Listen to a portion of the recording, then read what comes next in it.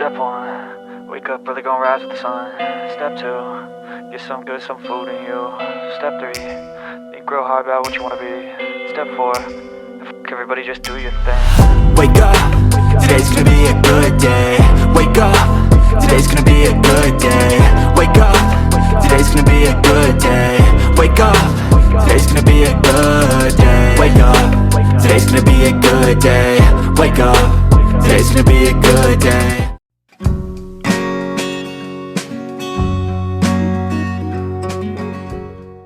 So what is ang mga detective, nandito ako sa Little India. Ayan. So samahan nyo ako, igagala ko yun. Let's go!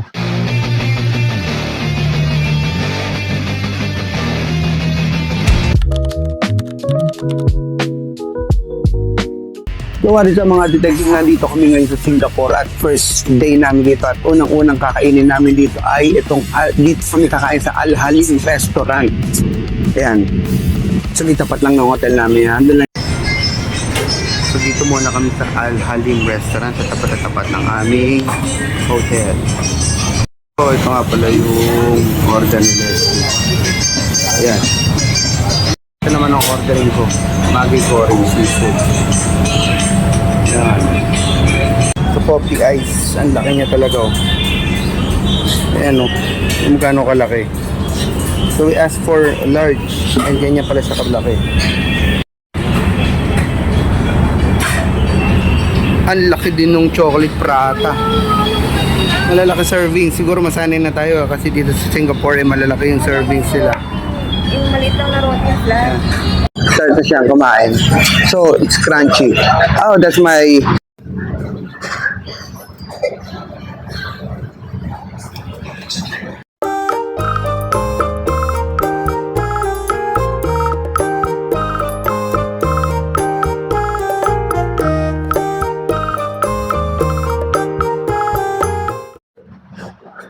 Al Halim Restaurant.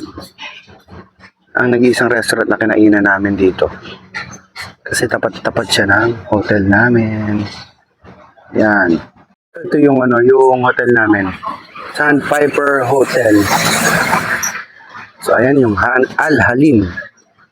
Many hours later. Tapos malupit, lahat ng napanood nyo, nagpalit lang kami ng damit. Lahat ng napanood nyo sa loob lang ng isang araw yun. Isipin nyo gano'n nakakapagod. Just may pupuntahan pa kaming isa. So tingnan natin yung steps ko kung ilan na. 22,000 steps. 22,000 steps and counting. Tapos meron pang McDo. So actually yung nasa sa McDo dito puro mga western people. Oh, ayun no. Sa Jollibee naman mga Muslims, Chinese, Indian. So basically Singaporeans. Yeah. So nandito kami sa Albert Center. So marami nang sarado, parang wala na kami makikita dito. Katapat niya Bogie Street. So marami na ring sarado. So hindi naman kami makapag-uwi ng fruits. So ang bango nga dito, ang bango lang dito. Yeah. So balik na lang kami sa hotel. Ang pagod na. Pero may nakita kami mga photo spots doon. So punta na lang namin, papakita ko sa inyo. So, pwede ka magpa-picture kung anong trip mo. Lalo siguro kung ano yung suot mo. Kasi ang ganda din ng magiging background mo dyan. Putang na layo pala ng mic. Yun, Bogie Street. Yun. Dito tayo lalapit. Ay, wow. May Pulp Fiction po. Nice. Favorite ko yan. Let's go. Balik na kami sa hotel. Siguro, actually, hindi ako nakapag-video doon sa hotel. Hindi nakapag-room tour kasi pagod na kami kagabi. And pakita ko na lang kung saan banda yun. And maganda kasi yung location niya. Maganda yung rooms niya. Maganda yung community. Tapos, ano pa ba maganda masasabi ko doon? Kasi maganda naman talaga siya. Tapos parang 2-minute walk from Roger Station. So pag baba mo na Roger Station, exit ka lang sa exit B. Tapos 2 minutes walk, baka wala pang 2 minuto kung mabilis ka maglakad eh. So sobrang lapit lang yan talaga. Ito yung hotel namin, Sandpiper Hotel. Ito yung sinasabi ko kanina. Go.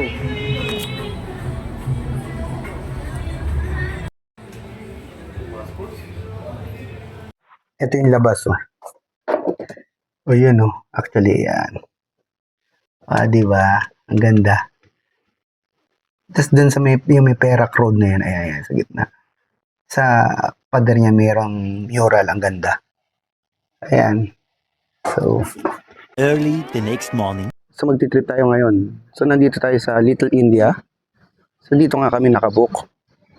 So obviously, marami, mas dominant ang makikita mong mga Indians dito. Ang ganda ng mural niya. Yan.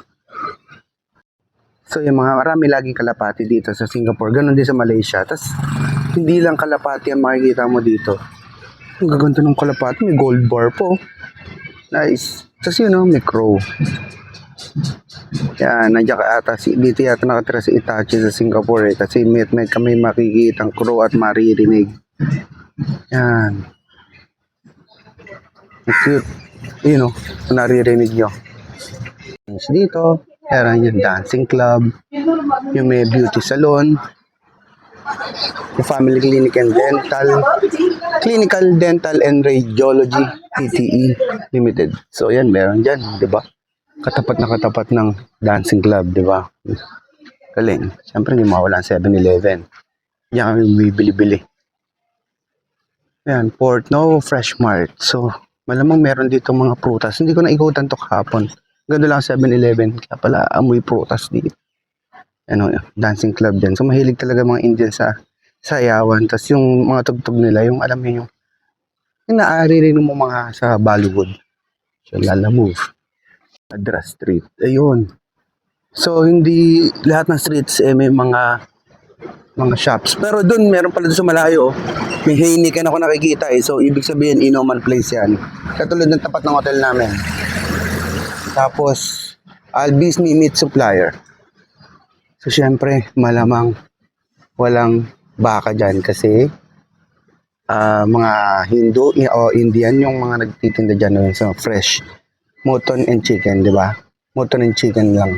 Walang baka. At syempre, wala ding pangalan ito, pork. Kasi, for our Muslim, na rin, brothers and sisters. And multi-cuisine restaurant. So, yan ang mga makikita nyo dito. Kasi may tindahan siya. Siguro mas mura dito kaysa 7-Eleven. Hindi ko pa siya natatry. Oo nga. So, wala siya aircon. So, mas mura nga siya. Puro alak yung nakikita ko. Pala yung spirits and wines. Siyempre, barber. Barber shop. Maaga magbukas. Nga pala, time check. Time check, alas 8 ng umaga. So, dito lang muna tayo stroll. Actually, dito sa Singapore, ang ganda ng mga sasakyan nila. Ang ganda ng sasakyan nila dito. Meron kasi silang parang ordinance o parang batas dito sa Singapore about sa sasakyan na mataas ba yung presyo, tinataasan na yung presyo, tinataasan na yung tax para yung mga super able lang yung makakabili. So, hindi ko alam, di ganun ka-sure. Parang nabasa o napanood ko lang. Pero nare-regulate yung dami ng sasakyan kaya hindi ma-traffic dito. At the same time, magaganda ng mga auto. Ito mo, BMW po. Long BMW. So, ganun ka-tinding yung Singapore and kaya hindi ma-traffic. At the same time, yung mga sasakyan, bago ng bago. Umaga para mga 5 years. Yung 5 years yang lang. Wala akong nakikita mga lumang sasakyan dito. Pero lang yung mga delivery trucks. Astig. Yung sa amin lang yun. Ang dami ako dati. Nag-aalaga ako dati ng kalapati. Ano to? Mall? Indian Heritage Center. Ito pala yun. Nakita ko na to sa Google Maps. So, ayan. Para din siya yung Chinatown. Pero mas Indian feel dito kasi doon sa Chinatown. Parang medyo may Western architecture na dun Dito, hindi pa nakarating ng India pero sa tingin ko ganito itsura ng India sa downtown nila. Kasi as in pare-parehas So pag iniikot ko tong buong Indian, Little India, ganito yung architecture nila. Yung ibang itinerary dito, actually ako nga lang nag-iikot ngayon. So sila nandun lang sa room.